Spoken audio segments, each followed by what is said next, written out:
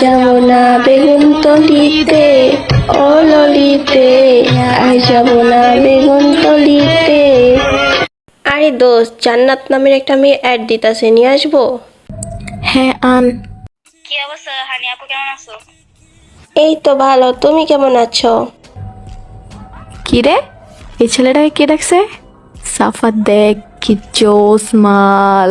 হ্যাঁ, তুই তো একদম ঠিক কথা বলতেছিস, কিন্তু তোর তো বয়ফ্রেন্ড আছে না? তো কি হইছে, ওর সাথেও তো কথা বলতে পারবো। এই ছেলেটার গার্লফ্রেন্ড একটা মাল। তুই কেমনে জানোস? কারণ আমি তোর গার্লফ্রেন্ড। ও সরি বোন, সরি, আমি বুঝতে পারিনি যে তোর বয়ফ্রেন্ড। Sorry sorry.